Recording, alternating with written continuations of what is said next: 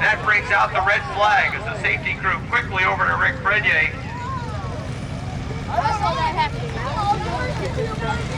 To check on Frenyea inside the race car.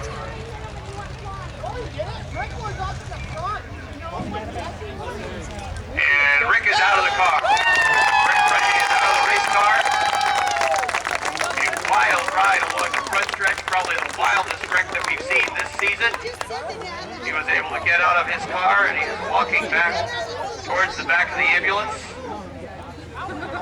Perhaps walking right back. He's on the back of the four-wheeler and he will get a ride back over to the pits.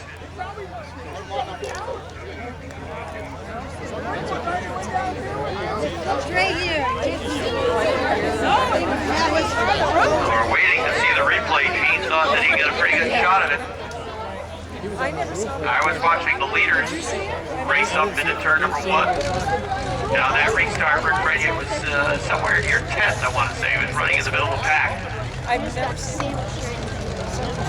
We'll try to find the right spot on the video and see what we can tell from the video as to what happened to that 77 car that ended up putting the car up on its roof. Racing off the fourth turn, drifted up the track, made contact with Mike Shagnon, the 86. And that put the 77 over.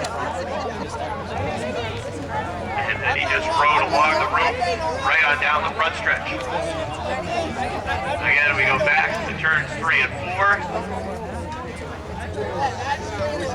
And Rick goes up the track into Mike Shagnon's 86. It looked like the 77 drifted up the track. And I think he felt he was clear of the 86.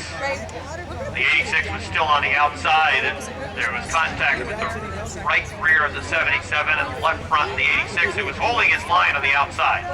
The 86 was holding his line up on the top of the racetrack. The 77 was trying to build up speed and get to the top of the racetrack. Contact between the right rear of the 77, left front of the 86.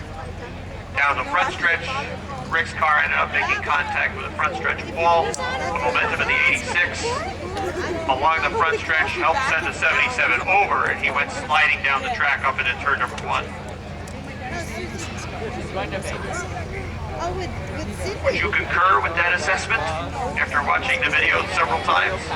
No doubt about it. Well done, Gino.